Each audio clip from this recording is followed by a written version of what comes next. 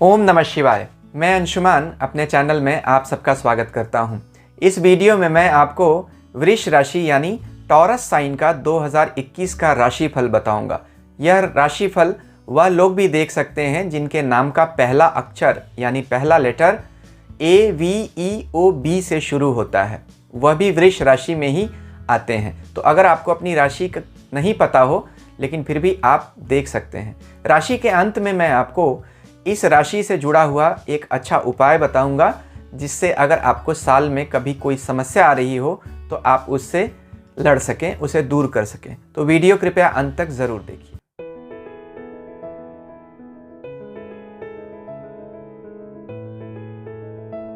साल 2020 तो corona virus की भेंट चढ़ गया। क्या साल 2021 हमारे लिए अच्छा होगा? इस सवाल का जवाब ढूंढने के लिए हमें यह देखना पड़ेगा कि साल 2021 की शुरुआत कैसी होने वाली है।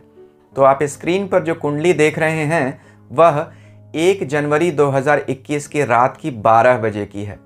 कन्या लग्न से इस साल की शुरुआत हो रही है, जो एक अच्छा शुभ लग्न है। बुध का लग्न है। बुध, अब देखिए साल का जो नंबर आता है 2021, 2 + 2 + 1 = 5 यानी 5 नंबर। अंक ज्योतिष में 5 नंबर बुध का नंबर माना जाता है और बुध लक्ष्मी का स्वामी है। यानी बुध से हम क्या देखते हैं? फाइनेंस।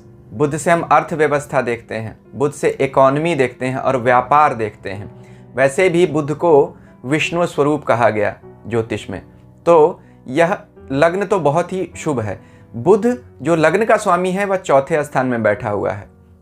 साल की शुरुआत में देखें तो जो लग्न है वह हस्त नक्षत्र में उदय हो रहा है। हस्त नक्षत्र चंद्रमा का नक्षत्र है और चंद्रमा अपनी ही राशि में 11वें लाभ स्थान में बैठा हुआ है। यानी यह स्थिति बड़ी अच्छी है। चंद्रमा लाभ स्थान में बैठना यानी साल में सभी लोगों को धन की प्राप्ति जरूर होगी। अब अगर आप देखिए तो चंद्रमा भी स्वयं पुष्य नक्षत्र में बैठा हुआ है। पुष्य एक अच्छा नक्षत्र माना जाता है व्यापार के लिए और सभी शुभ कामों के लिए।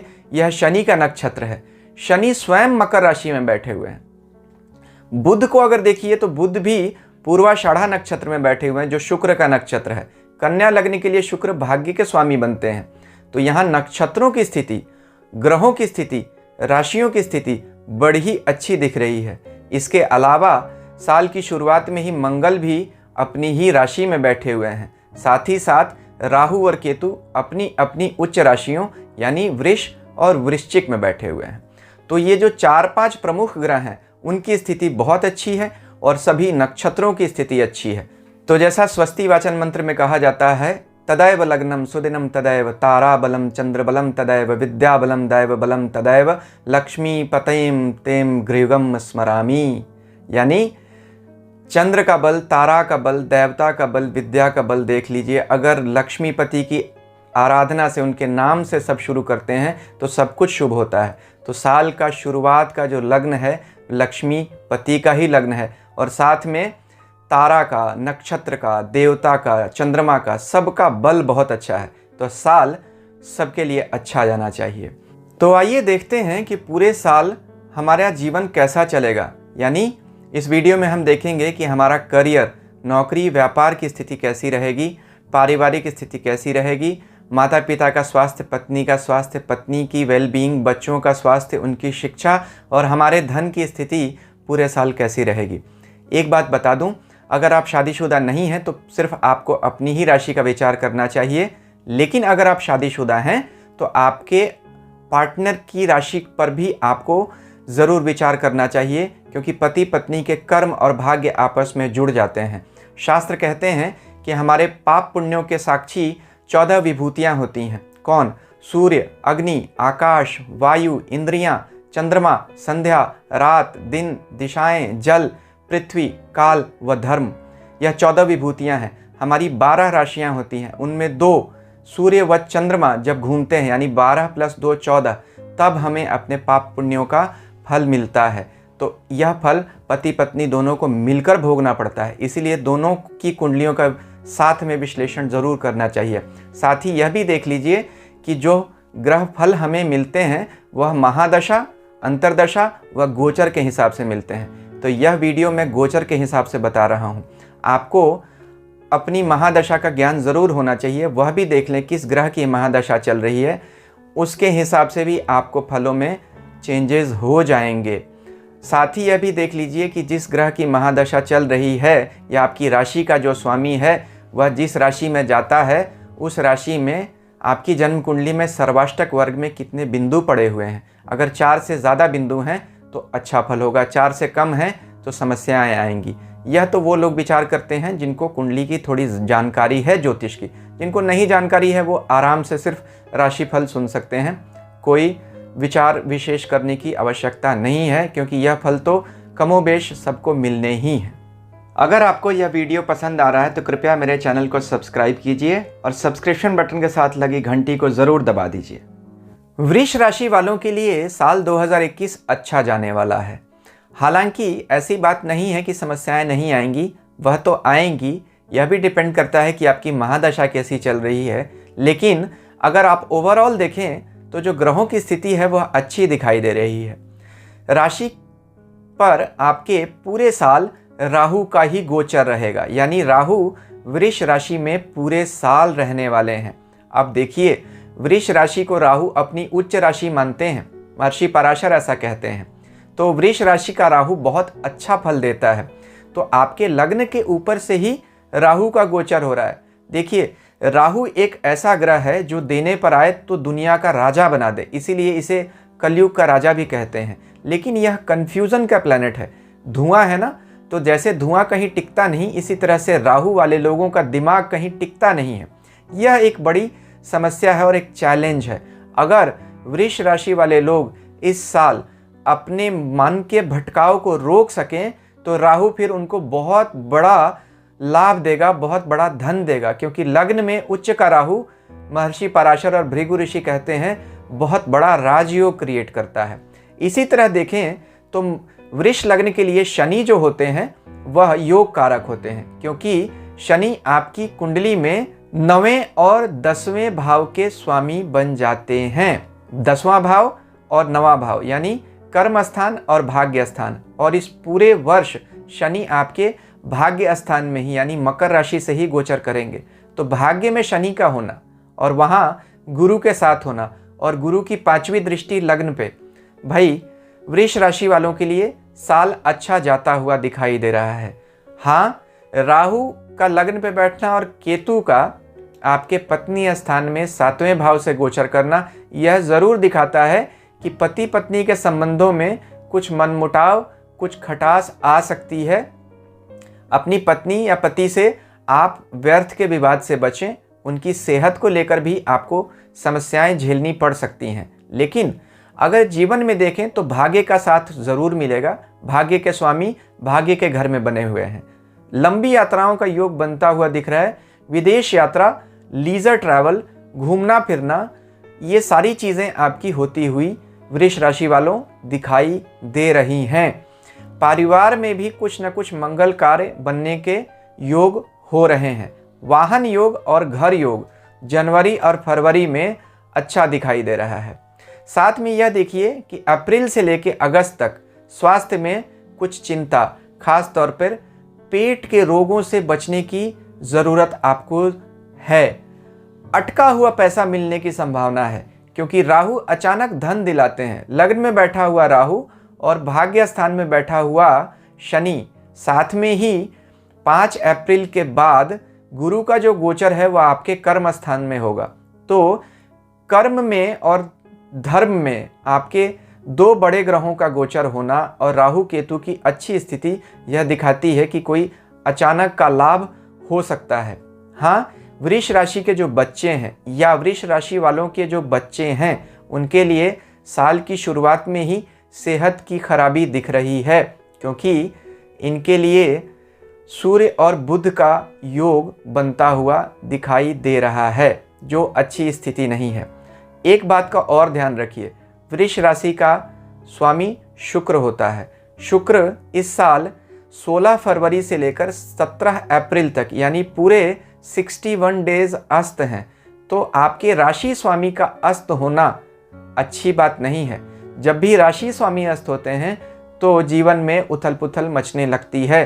ख़ास तौर पर स्वास्थ्य संबंधी समस्याएं आती हुई दिख रही हैं, क्योंकि 7वां जो राशि है वह वृष राशि वालों के लिए उनके 6ठे स्थान की भी स्वामी है, जहां से हम रोग देखते हैं।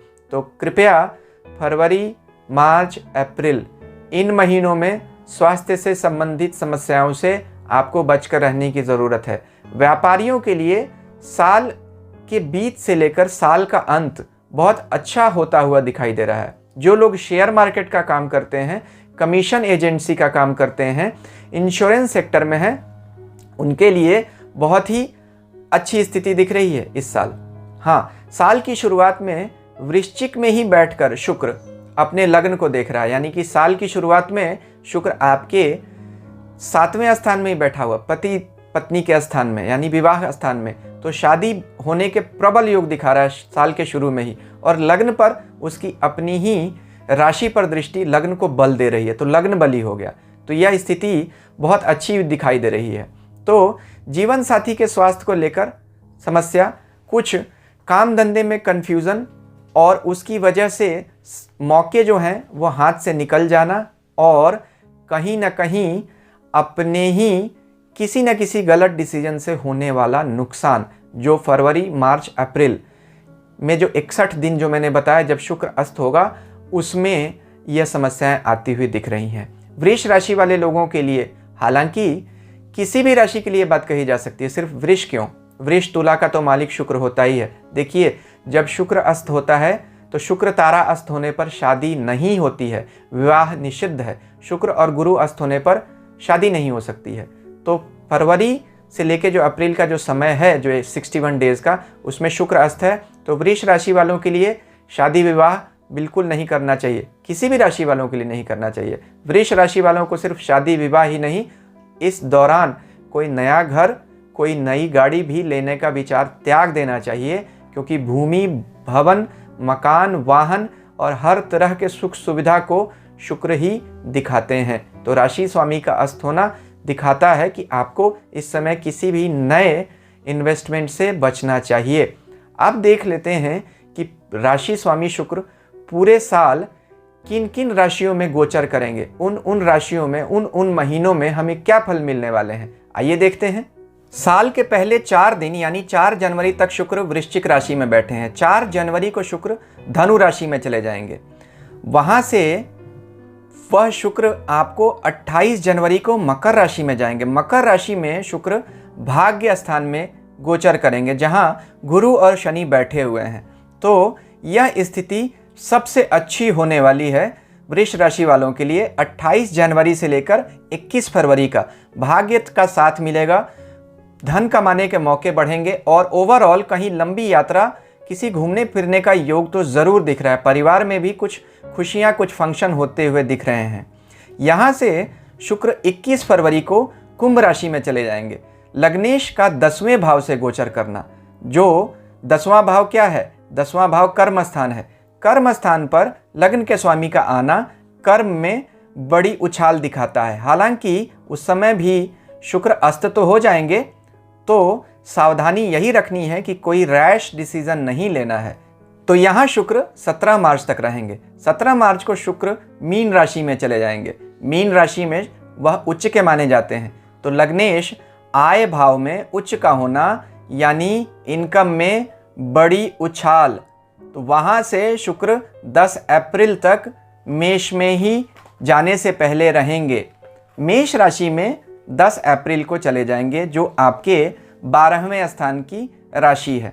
स्वास्थ्य संबंधी समस्याएं, क्योंकि लग्नेश का 12वां गोचर करना स्वास्थ्य में समस्या दे सकता है, इसलिए 17 मार्च से 10 अप्रैल तक आपको अपने स्वास्थ्य पर विशेष ध्यान देने की ज़रूरत है, क्योंकि उस समय शुक्र अस्त भी होगा। 4 मई को शुक्र वृष राशि में जाएंगे। अब देखिए, वृष राशि में शुक्र का आना और वहाँ राहु का ही होना, जो उसका मित्र है, और शुक्र की अपनी ही राशि है वृष। तो भाई यहाँ पे यह स्थिति दिखाती है कि अप्रैल से जो मई का समय है, यानी अप्रैल का पूरा समय, यह बहुत ही अच्छा होगा काम धंधे के लिए और जीवन में हर लेवल पे आगे बढ़ने के लिए। शुक्र 29 मई को मिथुन राशि में आ जाएंगे। यानी अपनी राशि से, अपने भाव से दूसरे चलेंगे। अच्छा है, मित्र की राशि में होंगे, मिथुन राशि में, धन भाव में होंगे, धन का लाभ तो होता रहेगा। 22 जून को शुक्र कर्क राशि में चले जाएंगे। कर्क राशि तीसरे भाव की राशि है। कर्क राशि में शुक्र चंद्रमा की राशि में है, ठीक सा रिजल्ट देंगे। कहीं कुछ यात्रा पर, कम्युनिकेशन से जुड़े हुए काम नए शुरू होने की उम्मीद बनती है। यहाँ पर शुक्र 17 जुलाई को सिंह राशि में चले जाएंगे। सिंह राशि शुक्र की चौथे स्थान की राशि आती है, तो शुक्र यहाँ, सूर्य उनके मित्र तो नहीं है, लेकिन फिर भी चौथे भाव से गोचर होना, लग्नेश का चौथा गोचर होना अच्छा ही माना जाता है। 11 अगस्त को फिर शुक्र कन्या राशि में चले जाएंगे, जहां वह नीच के माने जाते हैं। अच्छा नहीं माना जाएगा, क्योंकि अपनी नीच राशि में बैठा हुआ कोई भी ग्रह अच्छा फल नहीं देता है और उसका कुछ नीच भंग भी नहीं बनता दिखाई दे रहा है। तो स्वास्थ्य संबंधी समस्या, बच्चों से जुड़ी हुई कोई समस्या, या अगर आप विद्यार्थी हैं तो विद्यार्थी वर्ग के लिए समस्या यहाँ पढ़ाई लिखाई की होती हुई दिख रही है। पत्नी की सेहत पे भी बुरा असर आता हुआ दिख रहा है। 6 सितंबर को शुक्र तुला राशि में चले जाएंगे, जो उनके छठे भाव में है। छठे भाव से गोचर होना अच्छा तो नहीं है, लेकिन लग्नेश का छठे भाव में अपनी राशि से जाना काम धंधों में, कुछ नौकरी पेशा वर्ग के लोगों के लिए अच्छी आगे तरक्की जरूर दिखा रहा है। 22 अक्टूबर को शुक्र वृश्चिक राशि में चले जाएंगे। शुक्र और केतु का कॉम्बिनेशन और शुक्र का मंगल की राशि में बैठना अच्छा नहीं माना जा सकता है। यहाँ शुक्र पत्नी से संबंधित, पति पत्नी के स्वास्थ्य से संबंधित समस्याएं, और अगर आप व्यापारी वर्ग के लोग हैं तो व्यापार से जुड़ी हुई कुछ उलझनें जरूर दिखा रहे हैं।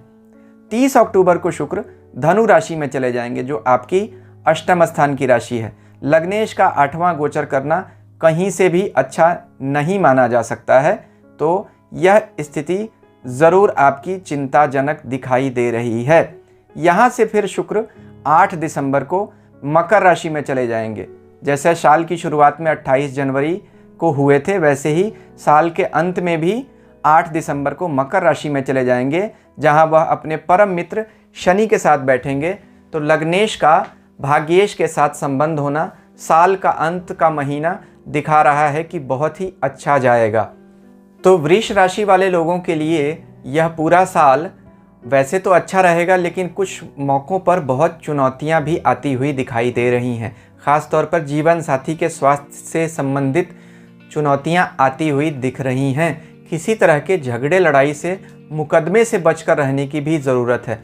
ऐसी भी स्थितियां उत्पन्न हो सकती हैं। देखिए, अगर वृष राशि के लोगों को कोई भी समस्या जीवन में आए साल में, गोचर में, तो उन्हें ललिता सहस्त्र नाम का पाठ करना चाहिए। ख़ास तौर पर जब शुक्र अस्त हैं फरवरी, मार्च, अप्रैल में, तो आपको इसका उपाय ज़रूर करना चाहिए। रोज़ ललिता सहस्त्र नाम का एक बार पाठ करें। अगर रोज़ संभव नहीं हो तो कम से कम शुक्रवार को ज़रूर करना चाहिए। साथ ही गाय की सेवा करें तो भी आपके लिए शुक्र अच्छा रिजल्ट देगा। तो यहाँ पर हमने देखा कि शुक्र का वृष राशि का राशिफल कैसा रहेगा। ईश्वर हम सब का कल्याण करें। शांति हो।